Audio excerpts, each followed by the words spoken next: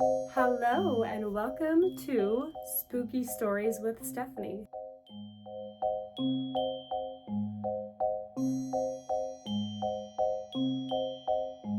I think it's so fun to it's already starting. It's haunted. I think it's so fun to listen to scary stories, spooky stories. I love it. And so I was like, well, why not just read some of my favorite spooky stories? I found some really good ones, but I think that the ones that I like the most, they're pretty long because you have to have, the full story. You gotta be detailed and hear all the details. I don't know. You gotta hear all the details to get yourself properly spooked. So I wanted to read you a couple of my favorites. So sit back, relax, and be properly spooked. I don't know. This first story is something that I heard on TikTok and I just thought it was so spooky, so I wanted to reshare it with you guys. So don't be afraid, turn off the lights, pop in some headphones, sit in a cozy chair, and enjoy. One evening, a teenage girl came home from school. She found the house was empty. As was typical, her mother had left a sticky note on the fridge. It said that her father was working late and her mother was out shopping, and her younger brothers were at soccer practice. She set her bag down and grabbed a drink from the fridge. She took her shoes off and kicked them aside, and then she headed upstairs to change her clothes. She locked the front door just in case, hung her keys on a hook, and climbed the stairs to reach her bedroom. As she was getting undressed, she saw a sticky note on her bed. She picked it up and looked at the message. It read, "There's someone in the house." She assumed it was her younger brothers playing a trick on her, so she crumpled it up and said, "Very funny, guys. What happened? Did you skip soccer practice?" But no one answered. "I know you're here," she yelled. "If I find that you two went through my stuff again, you are dead." The girl went downstairs to the kitchen to fix herself a snack. When she opened the fridge, she saw another note that she must have missed the first time. It read, "There's nobody here but you and me." She dropped the note and said, "Hey guys, I get it, but this is not funny anymore, so stop." There was no answer. The girl went to the front door and tried the knob, but the door would not move, as if it were locked from the outside or something. She turned around to get her keys, but the hook she hung them on was empty. She then glanced down at the table and saw that her mobile phone had disappeared from the table.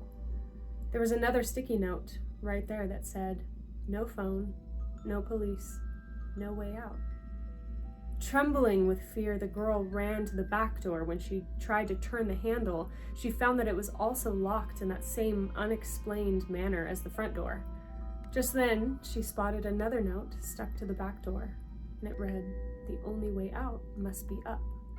She screamed in terror and ran to the nearest window. She tried kicking and punching, but she could not smash the glass. It wouldn't even crack. There was a sticky note right next to the window, and it read, "You can't catch a break, can you?" The frightened girl desperately tried to think of what she should do next. She needed a knife to defend herself, so she ran to the kitchen, but when she opened the drawer, it was empty. All the knives were gone, but in their place was another sticky note. It read, "Children shouldn't play with sharp things." She was terrified. She ran upstairs to her bedroom and locked the door. She checked inside her closet and under her bed, but there was nobody there. She breathed a sigh of relief, and all of a sudden her TV turned on by itself.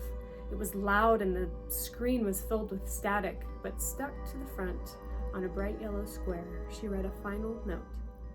"Now I have you where I want you." The girl flew into a panic and started yelling and screaming, "Help, help, someone, please help me." Just then she remembered her laptop. She always hid it under her mattress so that her brothers would never find it. It was there. She flipped open her lid and quickly sent an iMessage to her best friend. "Help, this is not a joke, call the cops. There is someone in my house." Minutes later, she heard the sound of sirens outside. The police arrived and broke down the front door. 2 officers then burst into her room and found her cowering in the corner, shaking and trembling with fear. The police searched the entire house from top to bottom, examining every nook and cranny of the house, but they found no one. There was no sign of forced entry, and everything in the house was replaced to its normal spot, including the knives in the drawer, the key on the hook, and her phone on the table. The police were seconds away from accusing the girl of falsely reporting a break-in when one of the officers noticed something on the young girl's back, a sticky note. He pulled it off and handed it to her. It read, "I was this close." Woo! This second story I also heard on TikTok, but this one is a true story, and I just think that it is so creepy and so eerie. Enjoy. This is the unfortunate story of Tom and his girlfriend Michelle, written by Tom. They are living in a big city at the beginning of the story. They live a really good and comfortable life. Tom works in IT and his girlfriend Michelle is an instructor at a yoga studio. They're both very healthy and very fit and very active. They love being social and going out with friends and exploring their city. Tom also writes that Michelle made a lot of money on social media. She was sort of an influencer at the beginning of the story, and she did a lot with different fitness brands and stuff like that. She was so happy at her yoga studio until 2020, when she was immediately laid off due to COVID, unfortunately. But Tom was still able to work remotely, which was perfect because they had a nice home and a nice office. Their apartment was very expensive, but they did decide that they wanted a quieter life during COVID because they didn't know how long businesses were going to be shut down and yada yada, you know how COVID went. So they end up signing a lease to a house 15 minutes away from the city in a more rural area, but still suburban and populated, just less than the city. So everyone has a front yard and a backyard, and they are very excited because they see their neighbors have children running around in their yards, and it just made them both very happy and very excited to start a family of their own in this new house. So Tom gets an office, and they even had enough space for Michelle to use the spare bedroom as her content room and yoga studio. So Michelle decides in this new home, since they finally have the space and a yard, she decides that she is already into health and wellness, so she wants to start gardening, growing their own food, and she wants to start talking about sustainability and homesteading on her platform of TikTok and other means. So she has Tom go into the backyard and basically start digging a large pit that they will be using for composting. And while Tom is digging, Michelle is across the yard planting her new vegetable. She's so happy. Tom calls Michelle over because his shovel hits a metal box. It's buried deep underground. So she comes over. They pull the box out. It's a 12x6 metal cash box. It's all dirty and rusty and looks pretty old. But intrigued, they open the box, and inside they find a Ouija board. Tom is immediately put off by the contents of the box. He does not necessarily believe in Ouija boards, but he doesn't like entertaining that stuff either. And on the other hand, Michelle is fascinated, and she's excitedly spooked out, saying, "Oh my gosh, I'm gonna put this on TikTok and tell everybody what we found. This is gonna be great." So she takes it out of the box. She starts dusting off the Ouija board and walks it over to the patio table. Tom asks Michelle to just throw it away. It's not something that they want to give any attention to, but she laughs and says it's not real, nothing's gonna happen. So she asks him to come and play it with her, but he declines and continues digging the hole for the compost. So later that night, after dinner, Michelle is intrigued further and asks Tom again to just indulge her and just go outside and play on the Ouija board. But he asks her why she didn't throw that thing away already, and he just says, "I just want to watch TV." So Michelle laughs it off, and she just goes back outside by herself and has some more time with the board. The next morning, Tom wakes up for work. He walks over and sees that Michelle she's still asleep. She's usually a morning person. She's kind of getting up groggy, and usually she's more bubbly, and she's a self-titled morning person. So he's a little bit confused and just asks her if she's all right, and she says, "Yeah, I'm just feeling sluggish and tired today. I don't know, I don't really feel like making content." But she says she has the urge to go paint.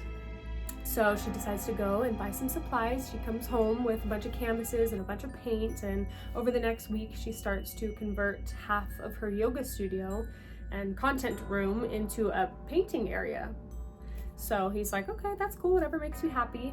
But every day kind of goes like this. She's sluggish and tired in the mornings, sleeping in later and later, then just spends most of the day painting. So he's kind of starting to get worried about her. Passes by her yoga studio one of the days and sees that she's not working or painting or doing anything. She's outside playing with the Ouija board. So confused, he opens the door and tries to get her attention and tell her, stop playing with that thing, go get some work done. But she's got like laser focus on this board and she doesn't look up when he talks to her.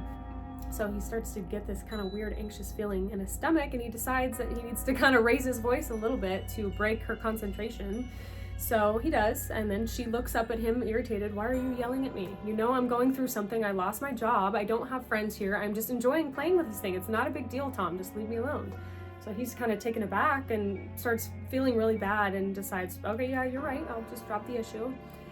And then later that day, he checks on her, seeing that she finally made it to her studio where she is painting. She's working on some triangles and other kind of weird shapes on her canvas in front of her, but he's like, okay, good, she's doing something that's self-soothing. So later that day he thinks about kind of what she was saying, and he feels bad that she feels isolated and depressed after losing her job, and they're in a new place. So he peeks back in on her. She's still hard at work painting those triangles, and he tries to persuade her, hey, why don't we get out of the house tonight?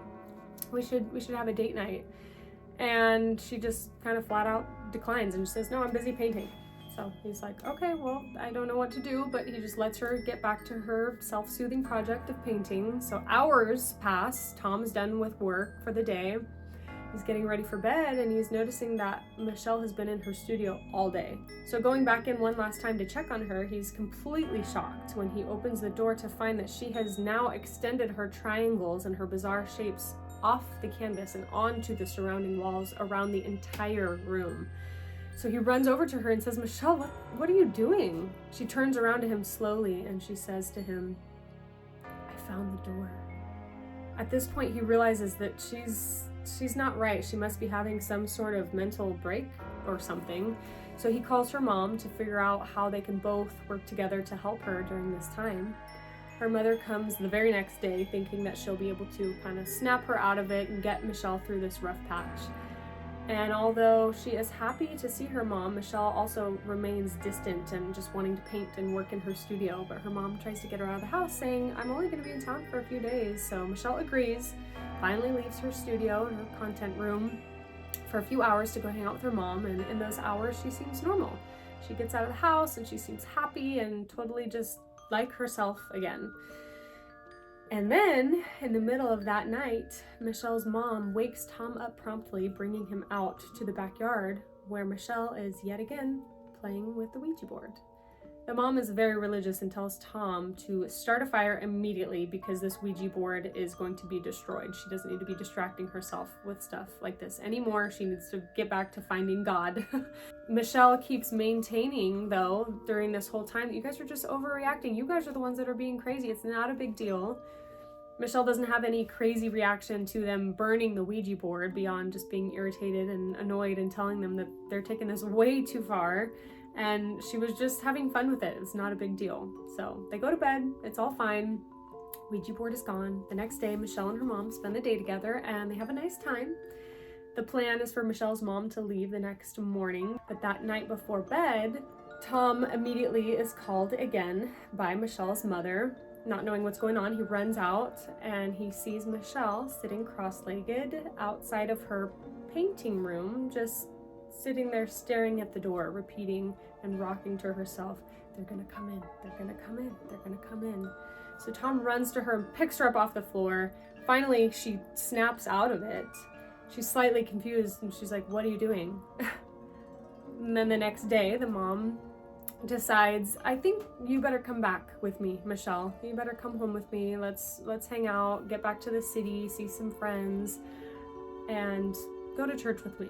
So Michelle kind of argues and is like, no, it's fine. But eventually she does go back to the city with her mom. So Tom is sad to see her go, but he decides he's gonna visit her regularly because it's not too far. That whole first week, every single night, her mom says that she is still acting weird in the middle of the night, getting up out of bed, doing strange things, saying weird things. After a week, her mom and Tom decide it is time to commit her to a mental institution for a short time. It's just temporary, where she can finally, hopefully, get the help from professionals that she needs.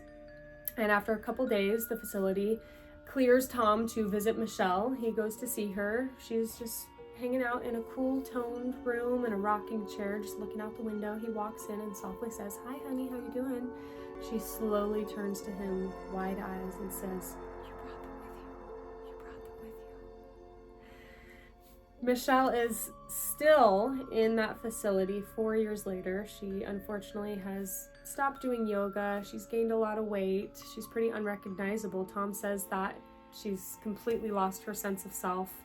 She barely recognizes him when he goes to visit her, but the one thing that she still enjoys doing every single day is painting, and it's always triangles. Ooh.